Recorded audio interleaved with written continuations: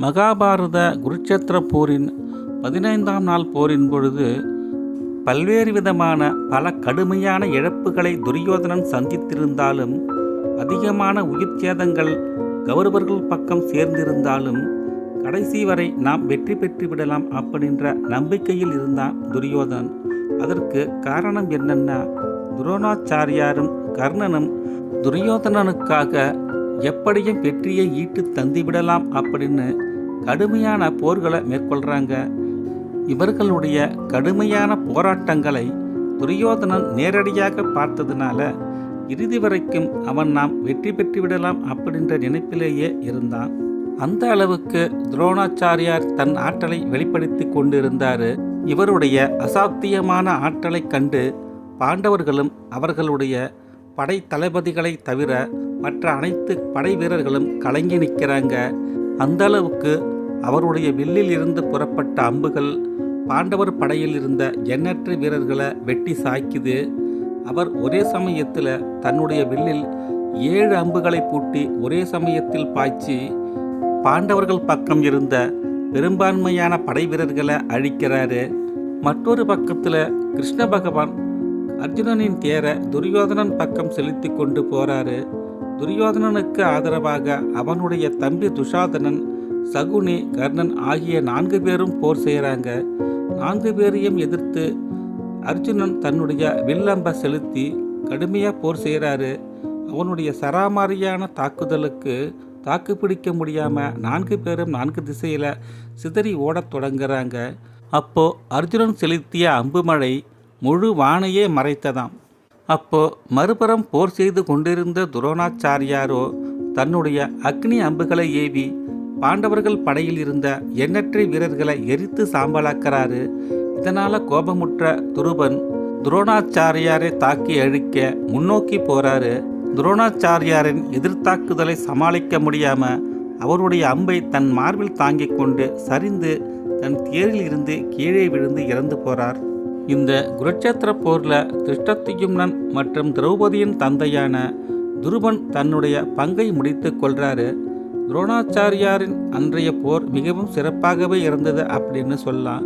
மேலும் தன்னை எதிர்த்து போர் செய்த விராட நாட்டு மன்னனையும் தன்னுடைய பிரேனிலா போன்ற அம்பை செலுத்தி அவரையும் கொண்டு அழிக்கிறாரு. அன்றைய போர் துரோணாச்சாரியாரையே சுற்றி சுற்றி நிகழ்ந்தது போல் இருந்தது. அப்போ அர்ஜுனன் துரோணாச்சாரியாரை எதிர்கொள்கிறான். அன்றைய போரில் 3வது முறையாக அர்ஜுனன் துரோணாச்சாரியாரை சந்திக்கிறான். இருவரும் சரிக்கு சமமாக அம்புகளை மிக வேகமாக பாய்ச்சுறாங்க. அஸ்திரங்களும் மிக வேகமாக பாயுது. இவர்கள் இருவரும் சமமாக மோதிக்கொள்ளும் அந்த சமயத்தில் துரோணாச்சாரியார் சற்று பின்வாங்கி ஒதுங்குறாரு. அப்போ அவருடைய உக்கிரம் சற்று தற்காலிகமாக பின்வாங்கி ஒதுங்கி நிற்குது. மறுபுறத்தில் துரியோதனனும் சாத்தியகியும் கடுமையாக போர் செய்து கொள்கிறாங்க. 2 பேருமே பால்யகால நண்பர்கள் அப்படின்றதுனால ஒருவரை ஒருவர் விமர்சித்து கொண்டே போர் செய்து கொண்டிருக்காங்க. இப்படி அவர்களிடையே நடந்த கடுமையான போருக்கு நடுவில் துரியோதனன் என்ன நினைத்தானோ அவனுடைய வில்ல அம்பை கீழே வைத்து சாத்தகியை பார்த்து, நண்பா, என் உயிருக்கு மேலான உற்ற துணையான உன்னை எதிர்த்து போர் செய்யும் நிலையை எண்ணி பார்க்கும் பொழுது இந்த போரையே வெறுக்கின்றேன். நீ என் பக்கம் மட்டும் இருந்திருந்தால் நீயும் நானும் ஒன்றாக சேர்ந்து இந்த அஸ்தினாபுரத்தையே ஆட்சி செய்திருக்கலாமே அப்படின்னு கண்கலங்கி நிற்கிறான் துரியோதனன். தன் நண்பனின் கண்களில் வழிந்தோடும் நீரை பார்த்த சாத்திகையும் தன் வில்லம்பை கீழே வைத்தவன் சற்று கண்கலங்கி தன் கண்ணீரை துடைத்து கொள்றாரு. அனைத்தையும் மனதில் அடக்கிக் கொண்ட சாத்தகியோ துரியோதனனை பார்த்து, நண்பா, நீ அதர்மத்தின் பக்கம் நிற்கின்றாய். நம் நட்பை பரிமாறிக்கொள்ள இது நமக்கு வெற்றி கற்றுக் கொடுத்த குருமாரின் குடில் அல்ல. நான் அதற்காக நம் நட்பையும் கைவிடவில்லை, தர்மத்தையும் விட்டுவிடவில்லை. எடு உன் வில்லை அப்படின்னு சாத்தகி சொன்னதும் மீண்டும் இருவர்களுக்கு இடையே கடுமையாக போர் தொடங்குது. அப்போ சாத்தகி துரியோதனன் உடம்பில் பல இடத்துல காயப்படுத்துகிறான். தன் உற்ற நண்பன் தன் கையாலேயே அடி வாங்கி இரத்த காயங்களோடு அவதிப்படும் இந்த நிலைமையை காண சகிக்க முடியாத சாத்தகியோ துரியோதனனை விட்டு விலகி வேறு இடம் நோக்கி போர் செய்ய புறப்பட்டு போறான். துரோணர் தன் அஸ்திரங்களால் பல்லாயிரக்கணக்கான வீரர்களை கொன்று குவிக்கிறாரு. அது மட்டும் இல்லாமல் ஆயிரக்கணக்கான குதிரைகளையும் யானைகளையும் கொன்றடித்து குருதி வெள்ளமெடுத்து ஓட வைக்கிறாரு. போர்க்களமோ இரத்த கடல் போல் காட்சியளிக்குது. இதையெல்லாம் உற்று நோக்கி கொண்டிருந்த கிருஷ்ண பகவானோ, துரோணர் இன்று மதியமே இந்த போரை முடிவுக்கு கொண்டு வந்து விடுவார் போல இருக்கு அப்படின்னு மனதுக்குள் நினைத்து கொள்றாரு. அந்த அளவுக்கு அவருடைய போரின் உக்கிரம் தீவிரமாக இருக்கு. இதனால் இவர் எதிர்த்து போர் செய்து இந்த போரை முடிவுக்கு கொண்டு வர முடியாது அப்படின்னு நினைச்ச கிருஷ்ண பகவான் இவருடைய கவனத்தை தந்திரமாக திசை திருப்பித்தான் இவரை வெல்ல முடியும் அப்படின்னு கிருஷ்ண பகவான் நினைக்கிறாரு. அதற்காக அவர் செய்த உபாயம் என்னன்னா, ஆக்ரோஷமாக போர் செய்து கொண்டிருக்கும் துரோணாச்சாரியாரின் மனவலிமையை குன்றச் செய்வதற்கு துரோணாச்சாரியாரின் மகன் அஸ்வத்தாமன் நடந்து கொண்டிருக்கும் இந்த போரில் இறந்து விட்டதாக ஒரு பொய் தகவலை பரப்பிவிட கிருஷ்ண பகவான் எத்தனிக்கிறாரு. இந்த தகவல் துரோணாச்சாரியாரின் காதுகளுக்கு எட்டவே அவர் நம்பாம தன்னுடைய மகன் மேல் இருக்கும் திறமையை நினைத்து அவன் கண்டிப்பாக இறந்திருக்க முடியாது அப்படின்னு நினைக்கிறாரு.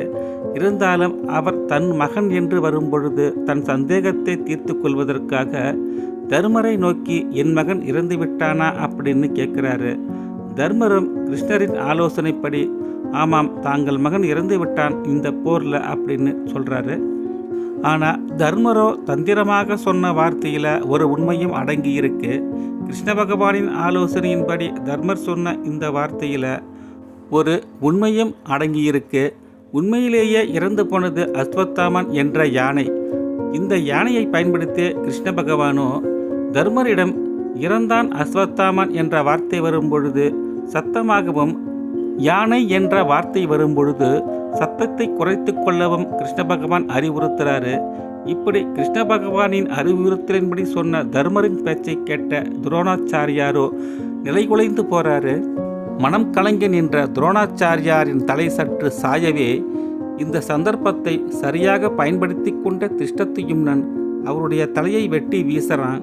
அஸ்வத்தாமன் கொல்லப்பட்டான் என்பதை கிருஷ்ண பகவான் தர்மரிடம் சொல்ல வற்புறுத்திய பொழுது அதில் உள்ள சூழ்ச்சியை தர்மர் நன்றாக உணர்ந்திருந்தாலும் அன்றைய சூழ்நிலையில் வேறு வழி இல்லாமல் அப்படி சொல்ல நேர்ந்தது. அதுவரையில் அவர் கட்டி காத்து வந்த தர்ம நெறியை அன்று அவர் தவறவிட்டதனால அது அவருடைய பண்பில் ஒரு குறையாகவே அமைந்து விட்டது என்பதை நாம் ஒத்துக்கொள்ளத்தான் வேண்டும்.